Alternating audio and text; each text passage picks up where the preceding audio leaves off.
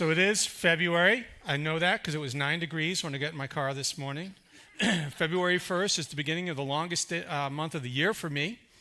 Right? I don't know for the rest. I know, I get it. It may be shorter, but man, it is so cold and miserable for me in February. So February, though, is also a big month for romance, right? It's the month of we try to offset the winter with the heat of romance.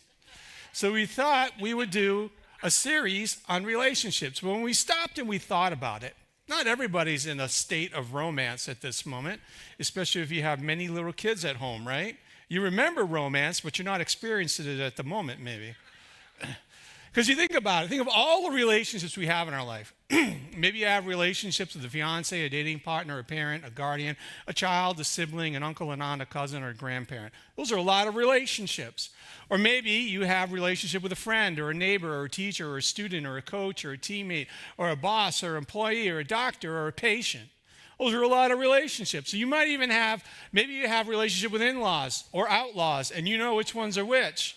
Maybe you have relationships with people who like sci-fi. Maybe you have relationships with people who like rom-com. That's kind of strange. There's 4 of you, but that's okay.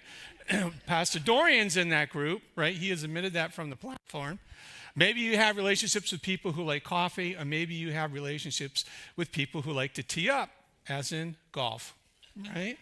Or maybe you have a relationship with Boston sports fans. We're our own little tribe in the United States. Everybody hates us, but we all love each other, right?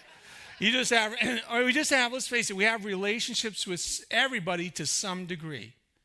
It can be a passing relationship, or it can be a relationship in which we're deeply invested. So we thought, let's do a series on how to build relationships that last, lifelong relationships. And that can be any context in which you take it, after all that we just talked about.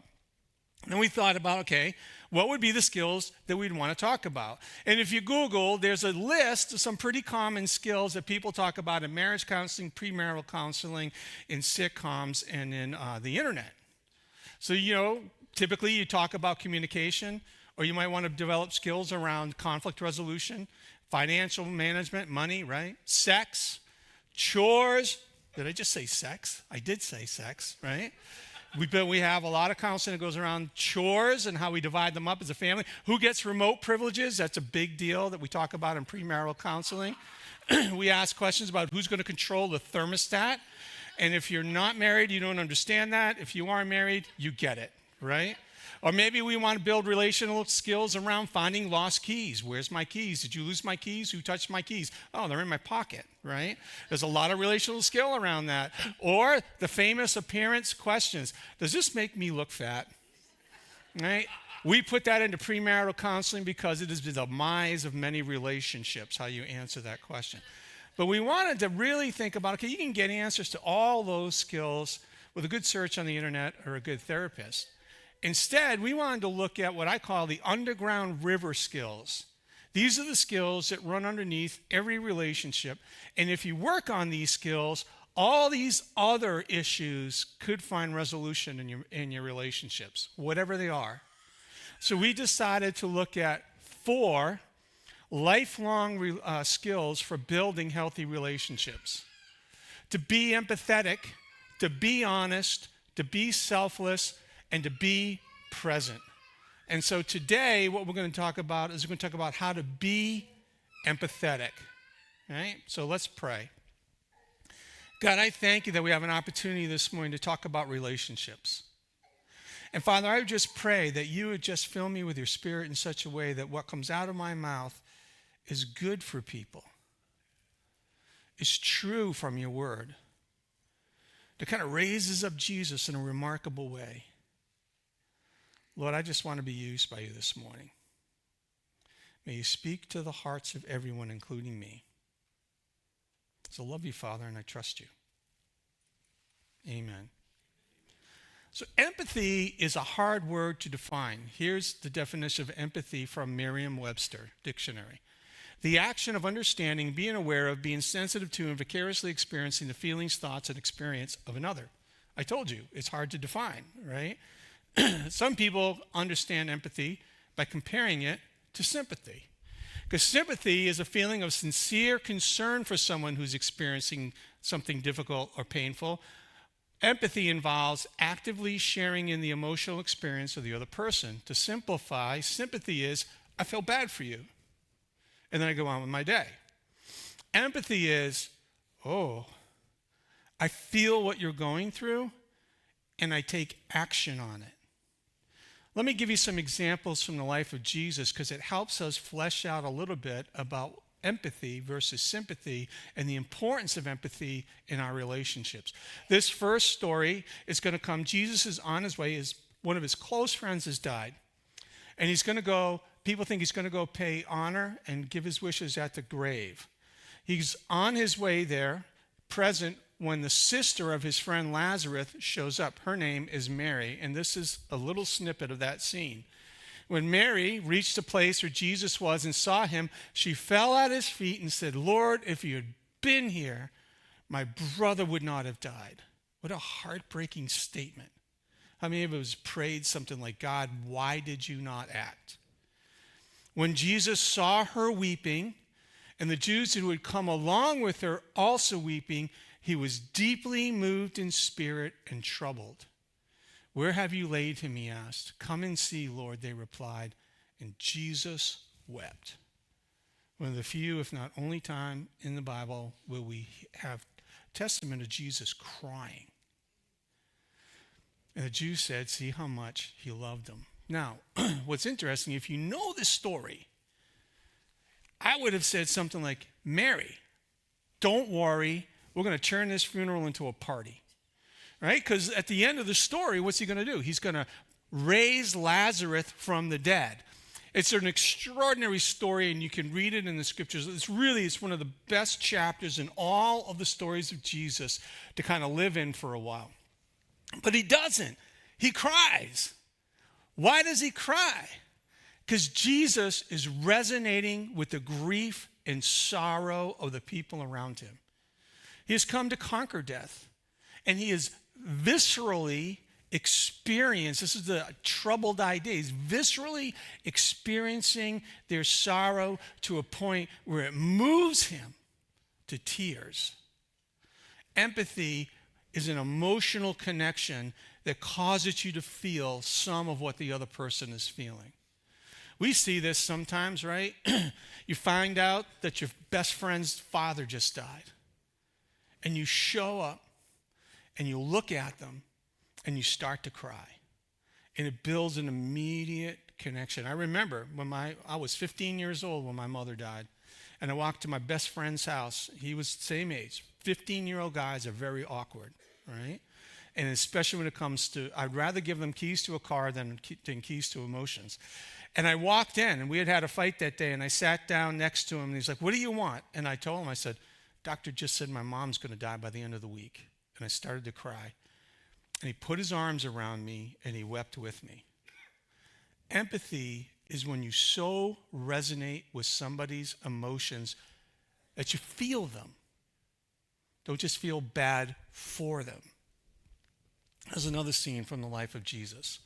Large crowds followed Jesus as he came down from the mountainside, and suddenly a man with leprosy approached him. Stop for a second. In the first century, that word, the ancient word for leprosy, could mean a string of skin diseases. It could mean leprosy, which was a horrific disease that disfigured people. But skin diseases in general were dangerous in that ancient world because there were no antibiotics, no treatments. People who'd get infections would often die from an infection. And because they didn't understand infections, they would just, hey, you got a skin problem? Go. And when I mean go, it was like leave your home, leave your village, and go live in the wilderness. If you were lucky enough to have family that cared about you, they would have a spot where they would leave you food that you would come and find, but they would never stay to talk with you. And if you traveled around, you literally had to ring a bell when you saw other people so that they would avoid you. It was just a terrible life condition, not just the disease, but the way they were ostracized and alienated and the loneliness. And if you died alone. Get that? So he comes up to Jesus. He approaches him and kneels before him. And Lord, he said, if you're willing, you can heal and make me clean. Jesus reached out and touched him. I am willing, he said, be healed. And instantly the leprosy was disappeared.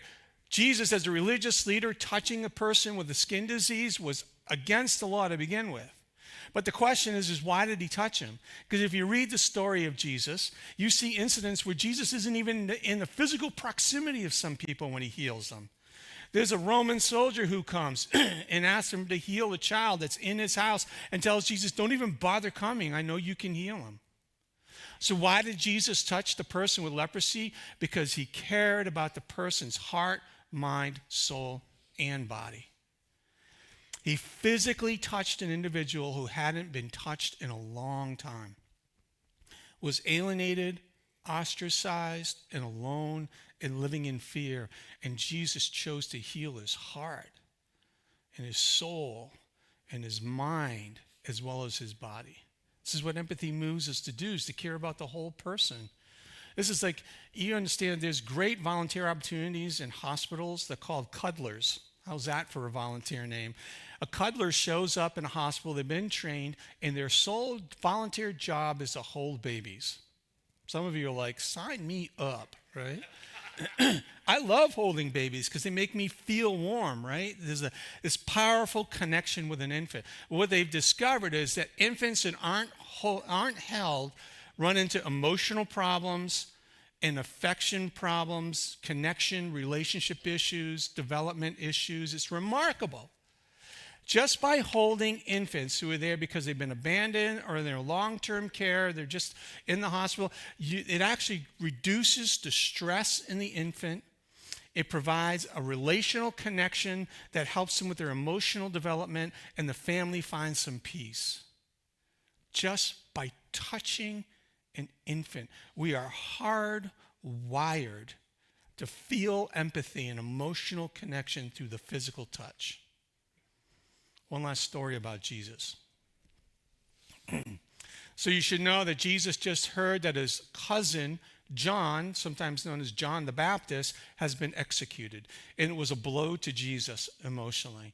So as soon as Jesus heard the news, he left in a boat to a remote area to be alone. But the crowds heard where he was headed and followed him on foot from many towns. Doesn't it sound like you just came home from a busy day at work and you're trying to slip in through the garage and your kids heard the car come? Dad! Right? This is what it's like. Jesus heard the huge crowd as he stepped from the boat, and he had compassion on them and healed the sick. This is remarkable because Jesus is not in a good place. Jesus is dealing with sorrow and grief and probably anger, and he's thinking about his own future. His emotions are so boiling up inside of himself that he just wants to get away. And the minute he does, what happens is the crowd who have seen Jesus bring healing and hope to people are chasing after him. And as it happens, the crowd grows. So he gets off the boat. And this word, compassion, this is a powerful word. This is used often in the New Testament. And what it means is you feel it in your gut. Ever seen like a World Vision or Samaritan Purse commercial on TV that talks about children and suffering, and you feel it in your stomach? Jesus got off the boat and he so felt it inside of himself, all the suffering around him, that he put aside his agenda, set aside his needs, and cared for them. An emotional connection drove him to put aside his needs and agenda to care for people in need. And so it's like, teens are so good at this, right? You're studying for the big project. You get a lot of homework backed up. You're really trying to, or maybe you're getting ready for the party to go out with a bunch of people, and suddenly you get a phone call, and your best friend says, my parents just told me they're getting a divorce, and she's broken up and crying on the phone. And what do? They put the phone down, change their plans. They get up, and they run right over, and they sit down on the bed, and they cry together. Because they can feel the emotion that the other person is feeling, and so they're willing to change their agenda. As adults, we get better at pushing our emotions down, setting them in a box, putting them on a shelf, managing them, but it doesn't move us like it does maybe a teen. So this is Jesus. This is Jesus who touches the outcast to heal their whole body, their whole heart. This is Jesus who's willing to change his plans, put aside his need in order to meet others. And this is Jesus who will grieve in sorrow with those around him who are in pain. Empathy is critical to building strong relationships. Read this with me. Empathy is critical to building strong relationships. You're not sure about this. And I understand why we hesitate to read this, because it's hard to walk into empathy. It's much easier to live in sympathy. Sympathy is like, man, I feel bad for you. And I go on. Empathy is, I'm entering into your world and into your pain because I care and I want to help.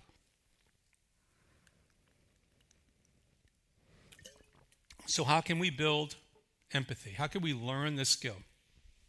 Here's some advice, and at the end, a couple of don'ts, and a warning too. Empathy means we start by respecting a person's emotions. Right? This is from Peter.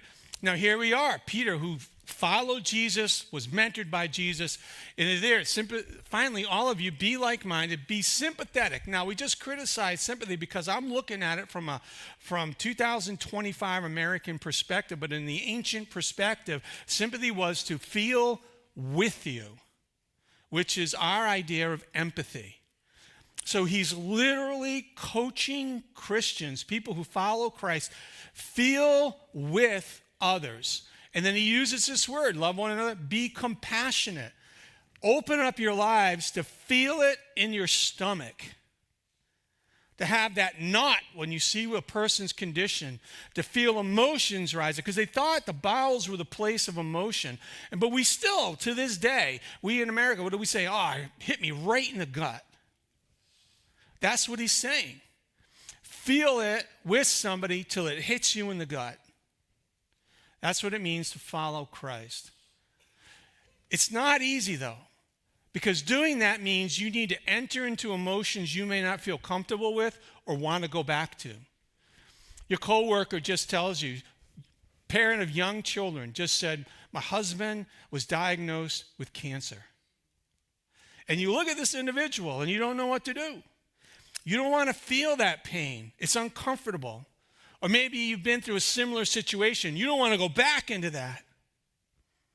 But respecting the emotions is sitting with the individual and feeling, reminding yourself, how would I feel if my spouse had terminal cancer and I had 2 preschoolers at home?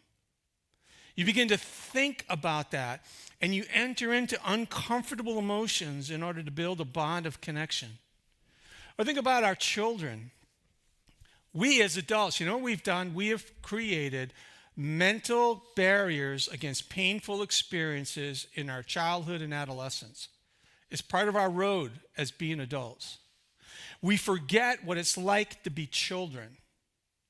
You know, your daughter comes home and she's like, I don't get it. My best friend just joined with these other girls and they were making fun of me. And they just start, I don't understand why she'd do that. We went on vacation together and she flipped on me. I was so embarrassed I couldn't wait to run off the bus. And now she feels lonely and sitting underneath a tree. And as adults, what do we want to say? Get used to it, kid. Won't be the first time, honey. You know, we throw these things because we don't want to go back to those moments. You know, we've got our act together.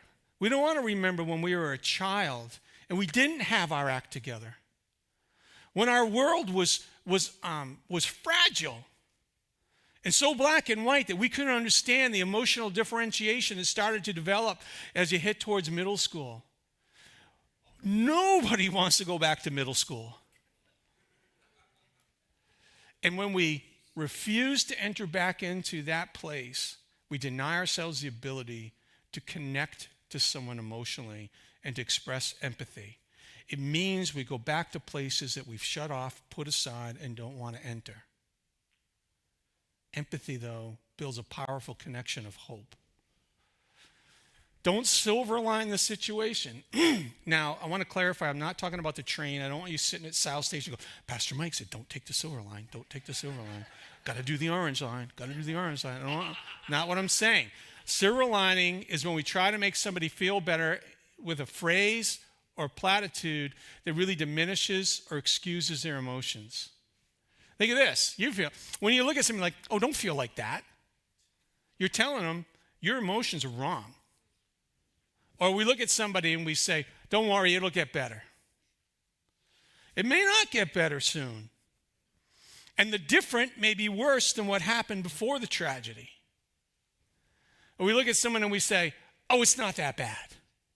They're like, we know how we do this is when we say to somebody like, well, at least you're not living in an area of the world where you don't have clean water. And they're like, I don't know what that means about losing my job and paying my mortgage, right?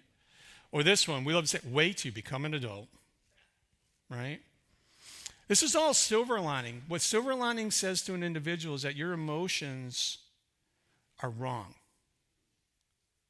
And don't feel this way.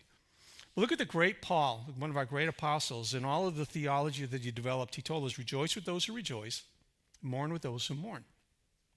He doesn't say mourn with those who rejoice. You know that feeling you have when you've been competing for a job and the other person's a really nice person and they get the job and you don't get the job? Oh, you just want to think, oh, they're a lousy person or they must have cheated the system or I can't stand them. They're just a nice person and you didn't get the job. You know those feelings. You didn't make the team. Someone else did. Right? And we want to say, don't worry, it's not that bad. Paul doesn't say rejoice with those who mourn, or at least they're in a better place. That may be true, but they're not in your place, at your home. We understand this. This is when your son comes back and says, I didn't make the team. And his friends are all play baseball. And now he's not on the team where all of his friends are. It's a bitter disappointment that feels like rejection. And what do we want to say? Wait till you get a job, right? At least you don't have to worry about a mortgage. But the way we help our son walk through the disappointment of rejection is the way that he's going to handle it if he doesn't get into the college he was hoping to get into. It's going to be the way he's going to handle it when he doesn't get the job that he was hoping to get. It's going to be the way that he feels when his fiancée breaks up with him. We have these building block experiences as children that lead us into adulthood. And when we dismiss it or undermine it as a child, we've removed their foundation for pain and disappointment in the future. Or maybe it's people with an anxiety disorder. You've ever been around somebody with an anxiety disorder and you're like, what are you anxious for? There's no reason to be anxious. Like, don't feel like that. You know what they're thinking? I don't want to feel like this. And you can say, well, stop it. I wish I could stop it. Right? Because anxiety is an emotional disorder when it's just literally, it means that the train has left the station and I don't know how to stop it. What we've discovered about anxiety is that you just need to affirm that that's how they feel. Doesn't mean you need to agree that in the situation of life they should feel this way. You're just recognizing how they feel. Oh my gosh, it must be terrible to feel this anxious. Oh my goodness, I'm so sorry you feel this way. Instead of telling someone to not feel this way, you just recognize how they're feeling. That's empathy. Empathy, what helps a lot, especially with anxiety disorders, is what I call appropriate touch. Now hear me out on this because I know it's a little bit of a controversial idea. But look at Jesus. Again, Jesus had compassion on them and touched their eyes. These are blind people. He didn't have to touch them. He chose to touch them because they've been wandering through life without physical contact. And so Jesus reaches out to touch them, and immediately they receive their sight and follow him. Something that I call appropriate touch. You know, like when a child is scared, what do we instinctively do? We pick them up, we hold them, and we caress their back. And what happens? Because we feel their fear. And so we move to help. Or somebody who just found out a tragedy happened in their family or they lost their job, what do good friends do? They immediately reach out and touch them like on the shoulder. Because physical touch creates a bridge that shares the weight of the emotional experience. You know, I'm not alone having to carry this. Someone is with me. For centuries, since the church began, we did this ancient practice of laying on of hands. One of Jesus' brothers said, if any of you is sick, call together the elders to anoint you with oil and to lay their hands on you in prayer. When Paul was called into ministry with his friend Barnabas, the leaders of the church put their hands on them as they prayed. Because we know that when you touch somebody who's suffering, it brings comfort. If you touch somebody who's nervous or scared, it can give them courage. And in that practice, we pray. Not that we have to touch.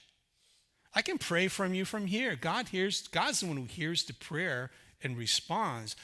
But God has taught us, even in his word, that appropriate touch is a way that brings courage and comfort and peace and hope to people. Now, appropriate touch, think of car. Comfortable, appropriate, and relationship. Some people aren't comfortable with being touched. This is especially true with people who have been abused, right? People who have been mistreated. So all sexual abuse, physical abuse, all of that, right? In that case, touching is not a good thing. So I never initially touch unless I have a relationship with somebody. And even it's what type of relationship do I have? Do they feel comfortable with me touching them? Are we friends? Are we family? Have we had evidence that a touch would be an appropriate thing in this relationship? Because you got it, right? You got family members that aren't crazy about being touched, friends that aren't crazy about being touched. You need to respect that. But if you got an appropriate relationship, well, by appropriate, I mean they know you, you're not a stranger, they're not afraid of you, they feel comfortable with you, then in that moment, touch can be okay. And it's touch, what I'm saying, I mean, it's things like if it's a person that I'm not related to, it's often just putting a hand on their shoulder or giving them a hug from the side, right? When it's somebody I do know, maybe I'm related to, and we've got like a real tight relationship, maybe it's holding their hand when I pray for them. My children was to pull them up onto my lap and to hug them. My wife is to give her an embrace, because touch communicates empathy when it's done well. You always have to honor the boundaries of your job and what they say. I understand that it's complicated, but it's not something we necessarily have to disregard. We just have to manage it well. When in doubt, it's always safe to not touch, because you can communicate a lot of empathy just in the way you listen. A couple of warnings when it comes to empathy: don't get lost and don't get stuck. Don't get lost. They teach us this when we're preparing to be a pastor. Getting lost is when you don't know how to stop feeling that way. Right? As pastors, when we're giving people counsel because their marriage is in disarray, or a child has walked away from them, or in a hospital, and people are feeling fear and hopelessness, and you go home and you feel guilty because your family's great. You'll learn to disengage from the emotions by the time you get home, because your family doesn't need to carry that weight. You are empathizing with somebody in a given situation, but when you change the situation, you learn to disengage those emotions and to express appropriate emotions, because your family does not need to carry the weight of all the emotions that you experience in a day. In the same way, don't get stuck. We sometimes think of people like if they're caught in a terrible situation, they've fallen into a pit. And empathy is when you climb down into the pit. You're willing to go into that space of whatever it is, fear, sorrow, anger, frustration, confusion, and to sit with them and to love them. But the goal of empathy is action. How do I help you get out of the pit? To build a connection of relationship when you're with that person, to try to move out of the danger or the struggle that they're facing. So we get lost sometimes. And we get stuck in a situation with a person. And really what they need to learn to move on from sorrow or from grief or from fear, or how to manage their anxieties.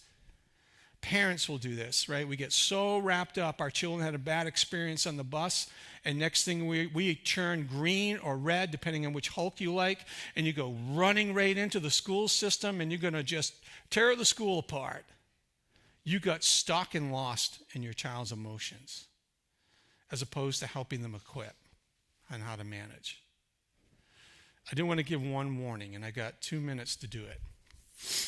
So this is a famous story Jesus told about a man who was robbed, beaten, and left for dead.